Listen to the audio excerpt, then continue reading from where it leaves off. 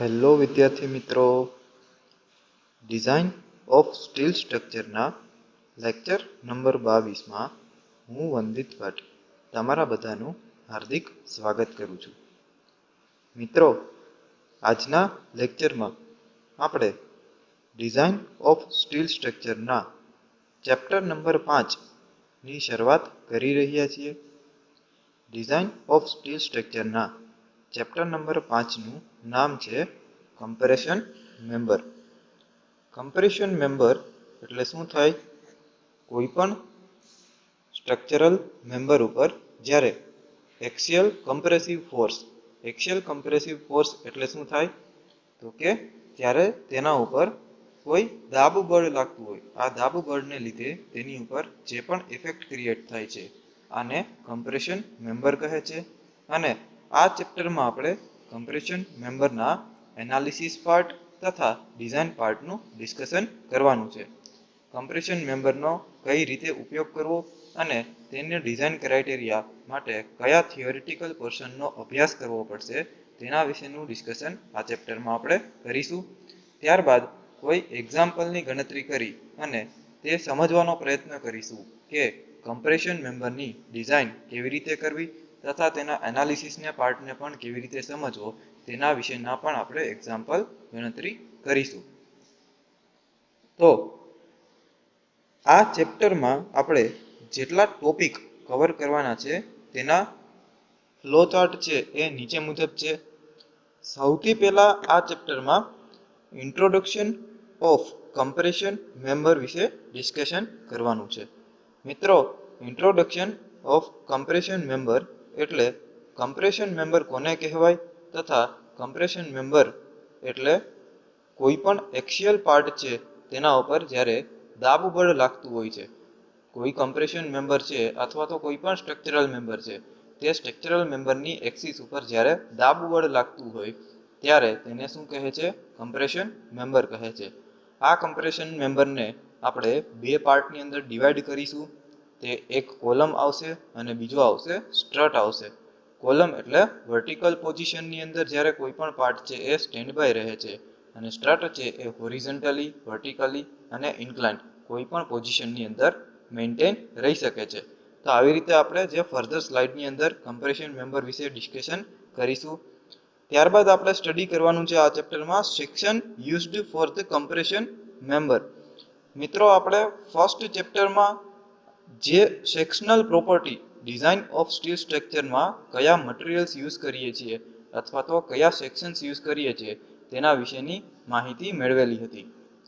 જેમાં આપણે જોયેલું હતું કે I section, angle section, channel section, flat bar આવા જુદા જુદા સેક્શન્સ છે તેનો ઉપયોગ કેવી રીતે કરવો તેના વિશેની માહિતી આપણે મેળવેલી હતી.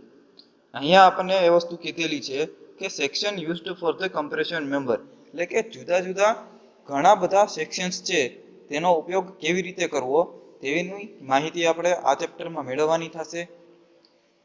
ધારો કે કોઈ એક કમ્પ્રેશન પાર્ટ ઉપર, કોઈ એક સ્ટ્રક્ચરલ પાર્ટ ઉપર જ્યારે લોડ લાગે છે, તે લોડની એફિશિયન્સી ઓછી છે તો સિંગલ એંગલ સેક્શન પણ કમ્પ્રેશન મેમ્બર તરીકે યુઝ કરી શકાશે. જ્યારે લોડની વેલ્યુ વધારે છે ત્યારે back to back angle section અથવા તો same side angle section use કરી અને કમ્પ્રેશન મેમ્બરમાં યુઝ કરી શકાશે. તેવી રીતે જો આપણે ચેનલ સેક્શનને પણ કન્સિડર કરીએ તો back to back channel section આપણે યુઝ કરી શકીએ છીએ અથવા તો સિંગલ ચેનલ સેક્શનનો પણ કમ્પ્રેશન મેમ્બર તરીકે ઉપયોગ કરી શકીએ છીએ. તો એ ડિપેન્ડ કરે છે કે આપણા સ્ટ્રક્ચરલ એલિમેન્ટ ઉપર કેટલો લોડ આવે છે. આ લોડની વેલ્યુ જે આવશે તેના બેઝ ઉપર જ આપણે કમ્પ્રેશન મેમ્બરની વેલ્યુ છે એ નક્કી કરી શકીશું. અથવા તો કયો એંગલ સેક્શન યુઝ કરવો કે ચેનલ સેક્શન યુઝ કરવો કે કોઈ બિલ્ટઅપ સેક્શનનો ઉપયોગ કરવો તેની માહિતી આપણે એ રીતે મેળવીશું. ત્યારબાદ આપણે જોઈએ effective length of compression member. મિત્રો, કોઈ પણ કોલમ છે અથવા તો કોઈ પણ સ્ટ્રક્ચરલ એલિમેન્ટ છે તેની એન્ડ કન્ડિશનના આધારે તેની ઇફેક્ટિવ લેન્થ છે એ નક્કી થતી હોય છે. આપણને પ્રીવિયસ સેમેસ્ટરમાં સ્ટ્રક્ચરલ મિકેનિક્સ 1 અને બીજા સ્ટ્રક્ચરના રિલેટેડ સબ્જેક્ટમાં આ ફંડામેન્ટલની માહિતી આપણે મેળવી લીધેલી છે. તેમ છતાં પણ જો આ ચેપ્ટરની અંદર કોર પાર્ટ છે તો તેનું રિવિઝન આપણે કરીશું. તમને જો યાદ આવતું હોય તો ટોટલ કોઈ પણ કોલમ છે એની એન્ડ કન્ડિશન 4 કન્ડિશન આપણે ડિવાઈડ કરી શકતા હતા. બંને છેડા ફિક્સ હોય છે, બંને છેડા હિંજ હોય છે, એક છેડો હિંજ અને એક છેડો ફિક્સ હોય છે, એક છેડો ફિક્સ અને બીજો છેડો ફ્રી હોય છે. તો આવી રીતે આપણે જે કોલમની 4 એન્ડ કન્ડિશન ડિવાઈડ કરેલી હતી, આ કન્ડિશનના આધારે આપણે કોલમની અસરકારક લંબાઈ LE ની વેલ્યુ છે એ ફાઇન્ડ આઉટ કરવાની હતી.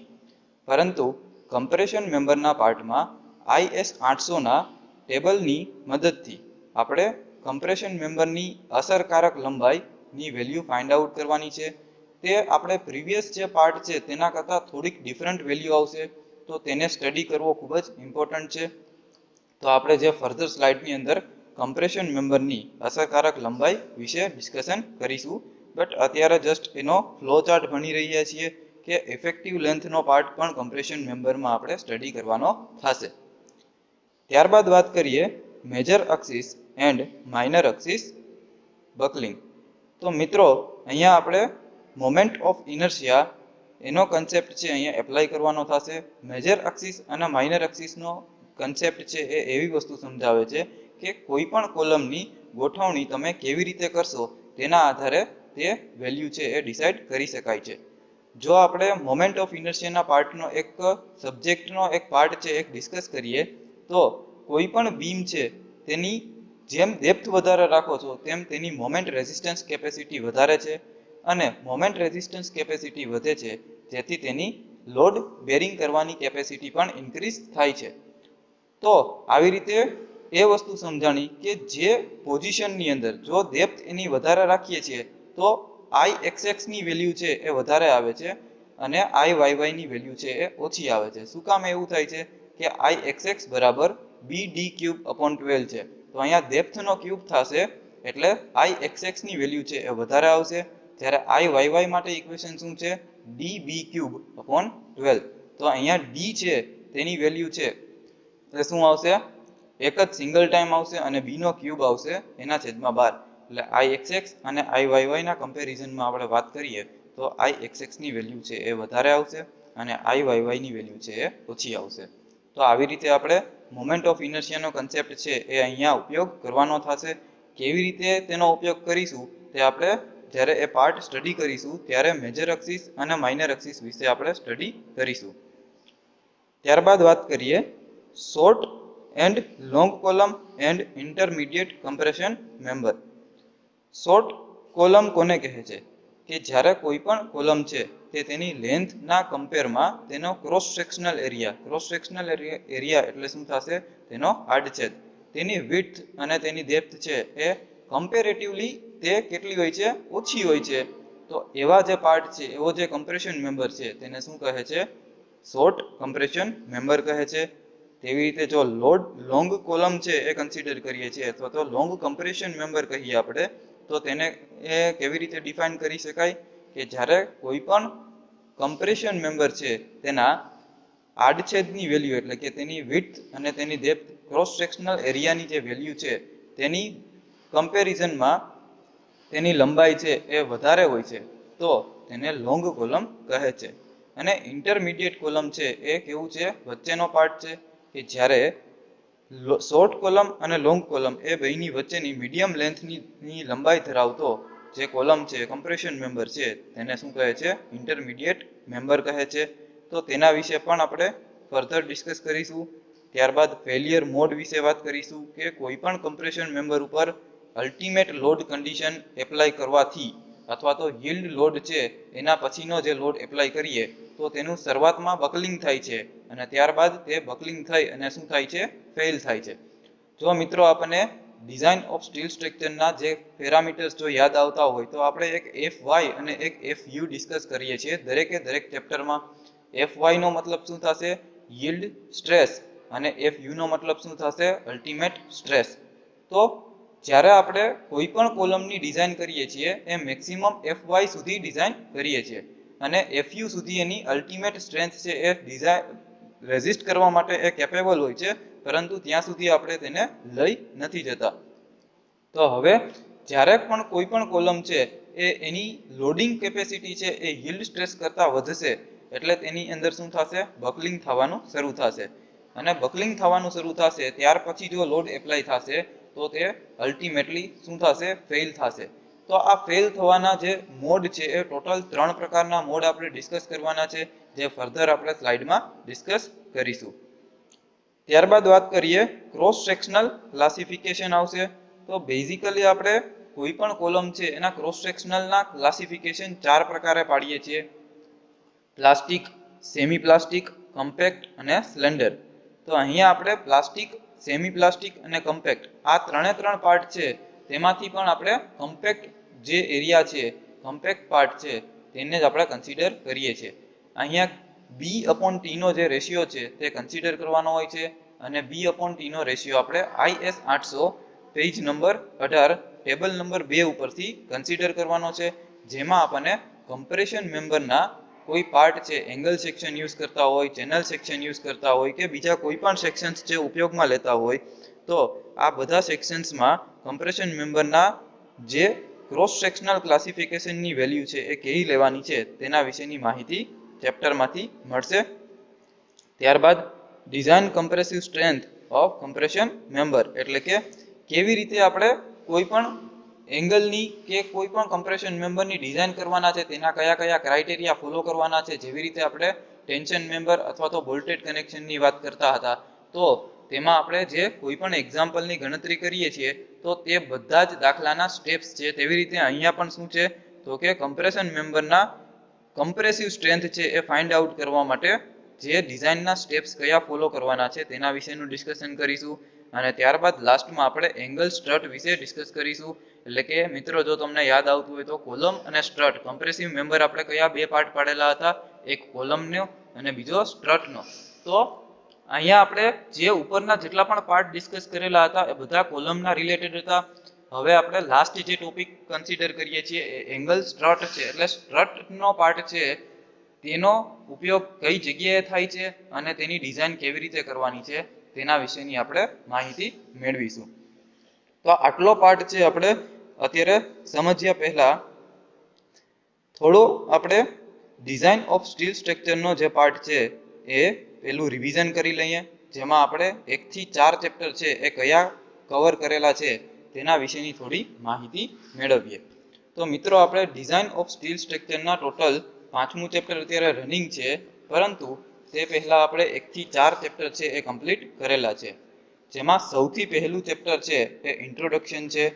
ઇન્ટ્રોડક્શન પાર્ટમાં આપણે પ્રોપર્ટી ઓફ સ્ટીલ વિશે ડિસ્કશન કરેલું છે. પ્રોપર્ટી ઓફ સ્ટીલ એટલે કે કોઈ પણ સ્ટીલ છે જે સ્ટ્રક્ચરલ સ્ટીલ છે, એ સ્ટ્રક્ચરલ સ્ટીલની અંદર કઈ કયા કન્ટેન્ટ છે એ યુઝ થાય છે તેના વિશેની માહિતી મેળવેલી હતી.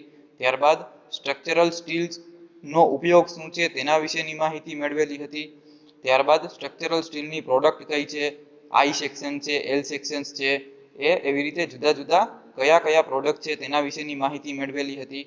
ત્યારબાદ આપણે જોયેલું હતું કે ડિઝાઇન ફિલોસોફીસ કેટલી છે, એટલે કે સ્ટ્રક્ચરને ડિઝાઇન કરવા માટેની કઈ કઈ મેથોડોલોજી છે, કયો કોડ પ્રોવિઝન યુઝ થાય છે તેના વિશેની માહિતી મેળવેલી હતી. જેમાં આપણને ખબર પડી હતી કે ultimate strength method, limit state method અને વર્કિંગ સ્ટ્રેસ મેથડ છે એનો ઉપયોગ કરેલો હતો. તો આપણે ડિઝાઇન ઓફ સ્ટીલ સ્ટ્રક્ચરમાં LSM મેથડનો ઉપયોગ કરીએ છીએ, એટલે કે લિમિટ સ્ટેટ મેથડનો ઉપયોગ કરીએ છીએ. આટલી માહિતી આપણને ઇન્ટ્રોડક્શન પાર્ટમાં મેળવેલી હતી. ત્યારબાદ સેકન્ડ જે ચેપ્ટર હતું તે બોલ્ટેડ કનેક્શનનું હતું. યુનિટ 2 છે તેની અંદર આપણે જુદા જુદા પ્રકારના બોલ્ટેડ કનેક્શન્સ છે, પહેલા તો કનેક્શન્સ વિશે માહિતી મેળવેલી હતી કે રિજિડ કનેક્શન, ત્યારબાદ પિન કનેક્શન અને સેમી રિજિડ કનેક્શન, આવા 3 કનેક્શન હતા. આ ત્રણ કનેક્શન્સને જોઈન્ટ કરવા માટે આપણે જે બોલ્ટનો ઉપયોગ કરતા હતા, આ બોલ્ટ શું છે તેના વિશેની માહિતી મેળવેલી હતી. ત્યારબાદ 4 પ્રકારના બોલ્ટ હતા. બ્લેક બોલ્ટ હતો, હાઈ ફ્રિક્શન ગ્રીપ બોલ્ટ હતો, ત્યારબાદ રિબ્ડ બોલ હતો. આવી રીતે જુદા જુદા 4 પ્રકારના જે બોલ્ટની માહિતી મેળવેલી હતી. તેમાં આપણે એ વસ્તુની સમજણ મેળવેલી હતી કે પ્રેક્ટિકલ ફિલ્ડમાં બ્લેક બોલ્ટનો સૌથી વધારે ઉપયોગ થાય છે, અને જેમાં આપણે એ વસ્તુ સમજેલી હતી કે 4.6 ગ્રેડનો બોલ્ટ હોય તો એમાં FU અને FY તેની વેલ્યુ કેવી રીતે ફાઇન્ડ આઉટ કરવી. તો આવી રીતે આપણે બોલ્ટની વેલ્યુ ફાઇન્ડ આઉટ કર્યા બાદ જુદા જુદા તેના પેરામીટર્સ વિશે ડિસ્કશન કરેલું હતું, જેવી રીતે પીચ ડિસ્ટન્સ કેમ ફાઇન્ડ કરવું, એજ ડિસ્ટન્સ શું છે તેના વિશે માહિતી મેળવેલી હતી. ત્યારબાદ આ બધા જ પેરામીટર્સનો ઉપયોગ, આ બધી જ પ્રોપર્ટીનો ઉપયોગ બોલ્ટેડ કનેક્શનની ડિઝાઇન કરવા માટે આપણે કરેલો હતો, જેમાં આપણે મેઇનલી બે પાર્ટ છે એ ડિસ્કસ કરેલા હતા, એક લેપ જોઈન્ટ અને એક બટ જોઈન્ટ. તો આવી રીતે બોલ્ટેડ કનેક્શનનું આપણે આખું રિવિઝન છે એ કરી લીધું. ત્યારબાદ આપણે જોઈએ તો વેલ્ડેડ કનેક્શન છે. તો વેલ્ડેડ કનેક્શનની અંદર પણ આપણે સૌથી પહેલા વેલ્ડેડ કનેક્શનની ઇન્ટ્રોડક્શન પાર્ટ મેળવેલી હતી કે વેલ્ડિંગ પ્રોસિજર શું છે અને તેની અંદર શું એવું કરવામાં આવે છે જેથી બે મટીરિયલ છે, બે પાર્ટ છે, સ્ટ્રક્ચરલ પાર્ટ છે, એકબીજાની સાથે જોઈન્ટ થાય છે. તો તેના વિશેની આપણે માહિતી મેળવેલી હતી. ત્યારબાદ વેલ્ડેડ કનેક્શનના એડવાન્ટેજ એટલે કે ફાયદા શું છે અને ડિસએડવાન્ટેજ એટલે ગેરફાયદા શું છે તેના વિશેની આપણે માહિતી મેળવેલી હતી. ત્યારબાદ મેઇન પાર્ટ હતો ટાઈપ્સ ઓફ વેલ્ડ વિશે ડિસ્કશન કરેલું હતું. ટાઈપ્સ ઓફ વેલ્ડ એટલે શું થશે તો કે બેઝિકલી આપણે 4 પ્રકારના વેલ્ડ છે એ ઉપયોગમાં લઈએ છીએ. સૌથી પહેલા આવશે ગ્રુવ વેલ્ડ આવશે, બીજું ફિલેટ વેલ્ડ આવશે, ત્રીજું આવશે સ્લોટ ને ચોથું પ્લગ વેલ્ડ. એમાં 80% જેટલો ઉપયોગ જે પ્રેક્ટિકલ ફિલ્ડમાં થાય છે તે ફિલેટ વેલ્ડનો ઉપયોગ થાય છે. ગ્રુવ વેલ્ડ 15% જેટલો ઉપયોગમાં લેવાય છે. સ્લોટ અને પ્લગ વેલ્ડ છે એ બંને 5-5% ઉપયોગમાં લેવાય છે.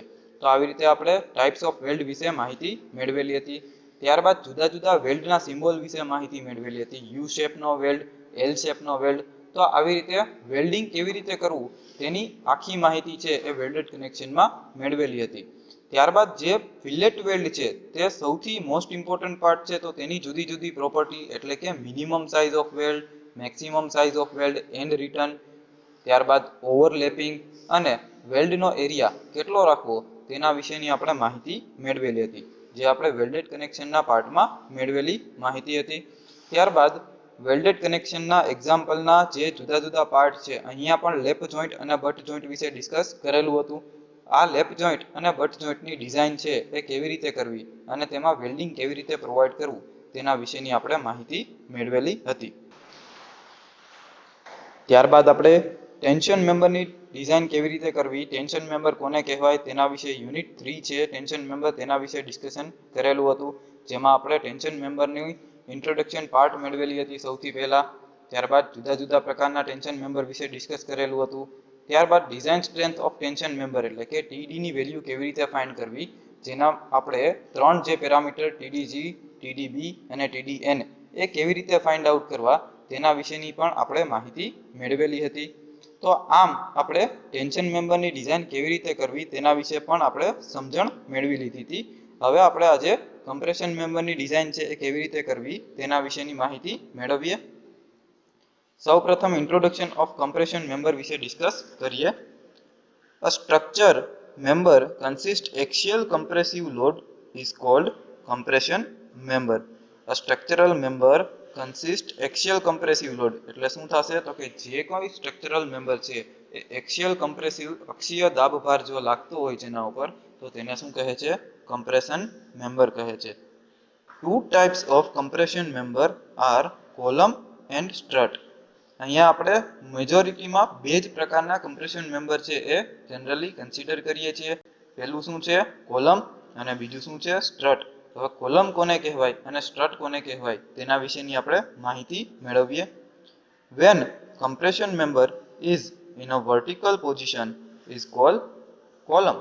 એટલે કોલમ છે જ્યારે કોઈ વર્ટિકલ પોઝિશનમાં હશે ત્યારે તેના ઉપર જો અક્ષીયલ કમ્પ્રેસિવ ફોર્સ લાગતો હોય છે ત્યારે તેને કોલમ કહે છે. Strut can be used in a horizontal, vertical and inclined direction, but it is used for shorter span and small loading.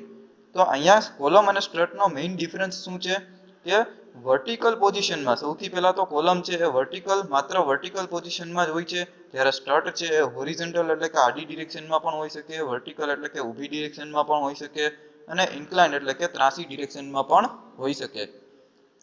પણ વેલ્યુ છે તે કેવું છે શોર્ટર સ્પાન માટે અને સ્મોલ લોડિંગ માટે, એટલે કે તેનો જે સ્પાન છે એ નાનો હોય છે અને ઓછા લોડિંગ માટે સ્ટ્રટનો ઉપયોગ થાય છે, જ્યારે કોલમ છે એ વધારે લોડિંગ માટે અને લાંબી લેન્થ માટે પણ ઉપયોગ કરી શકાય છે. તો આવી રીતે આપણે કમ્પ્રેશન મેમ્બર વિશે ઇન્ટ્રોડક્શન પાર્ટ ડિસ્કસ કર્યા બાદ હવે આપણે જોઈએ કે section used for the compression member. Shape of compression member is depends on the availability of section and connection problems and types of structure. કેટલા છે ત્રણ પ્રકાર ઉપર છે ને એ વસ્તુ ડિપેન્ડ કરે છે કે આપણે કયા પ્રકારનો કમ્પ્રેશન મેમ્બરનો શેપ ચૂઝ કરીએ તે કોના ઉપર ડિપેન્ડ કરે છે. એક તો availability of section, A section છે એ કયો અવેલેબલ છે માર્કેટમાં તેના ઉપર ડિપેન્ડ કરે છે. ત્યારબાદ કનેક્શન પ્રોબ્લેમ એટલે કે જો રિજિડ કનેક્શન હશે અથવા તો જે જગ્યાએ કનેક્શન કરવું પોસિબલ ન હોય તો ત્યાં અમુક જે સેક્શન્સ છે એ ચૂઝ ના કરી શકીએ. અને પછી આવશે ટાઈપ્સ ઓફ સ્ટ્રક્ચર એટલે કે કેવા પ્રકારનું સ્ટ્રક્ચર છે તેના ઉપર પણ સેક્શનનું સિલેક્શન છે એ ડિપેન્ડ કરે છે. અહીંયા જો આપણે આકૃતિની અંદર થોડાક સેક્શન્સની આકૃતિ છે એ બતાવેલી છે.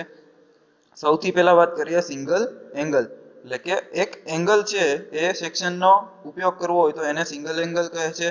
ડબલ એંગલ એટલે કે બેક ટુ બેક ગોઠવેલા છે તો એને શું કહે છે? Double angle. ત્યારબાદ ટી સેક્શન્સ છે, ચેનલ સેક્શન્સ છે, કોલમ સેક્શન્સ છે એટલે કે આઈ કોલમ કહેવાય આને, પછી પાઇપ એટલે કે રાઉન્ડેડ બાર છે અને સ્ક્વેર ટ્યુબિંગ છે. તો આવી રીતે સિંગલ એંગલ છે, આ બધા કેવા છે? સિંગલ એંગલ છે. તેના ઉપર જો કોઈ ઓછો લોડ લાગતો હોય ત્યારે આ પ્રકારના બધા લોડ છે એ યુઝ થશે. ત્યારબાદ હવે અહીંયા કમ્બાઇન્ડ સેક્શન્સ છે એ યુઝ કરેલા છે, રેક્ટેન્ગ્યુલર સેક્શન્સ છે. ત્યારબાદ એંગલ બોક્સ સેક્શન છે એટલે કે ચાર એંગલ છે. તમે અહીંયા જોઈ શકો છો કે પહેલો એંગલ અહીંયા ગોઠવેલો છે, બીજો એંગલ અહીંયા ગોઠવેલો છે, ત્રીજો અહીંયા ગોઠવેલો છે અને ચોથો અહીંયા ગોઠવેલો છે. તો આવી રીતે 4 એંગલ બોક્સ સેક્શન્સ છે તેના વિશે. પછી ચેનલ બોક્સ સેક્શન એટલે કે એક ચેનલ અહીંયા ગોઠવેલી છે અને એક ચેનલ છે એ આમ ગોઠવેલી છે. ત્યારબાદ અગેન ચેનલ સેક્શનનો જ ઉપયોગ કરેલો છે પણ back to back opposite side ગોઠવેલી છે. તો આવી રીતે પણ કમ્પ્રેશન મેમ્બરનો ઉપયોગ કરી શકાય છે. ત્યારબાદ ચેનલ સેક્શન સાથે એને રિજિડ પ્લેટ છે અથવા તો ગઝેટ પ્લેટ છે એ જોડેલી છે તો તેવો કમ્પ્રેશન મેમ્બર પણ ઉપયોગમાં લેવાય છે. અને અહીંયા આપણે એંગલ સેક્શન્સ છે 1, 2, 3 અને 4 આવી રીતે 4 angle sections back to back ગોઠવેલા છે અને તેને ગઝેટ પ્લેટ સાથે બંને બાજુથી કનેક્ટ કરેલા છે. તો આવી રીતે બોક્સ સેક્શન પણ કમ્પ્રેશન મેમ્બર તરીકે ઉપયોગમાં લઈ શકાય છે. ત્યારબાદ આઈ સેક્શનને ગઝેટ પ્લેટ સાથે કનેક્ટ કરીએ તો તેવી રીતે આપણે કવર પ્લેટના દ્વારા કમ્પ્રેશન મેમ્બર યુઝ કરી શકીએ. ત્યારબાદ બિલ્ટઅપ કોલમ છે તેનો ઉપયોગ કરી શકીએ.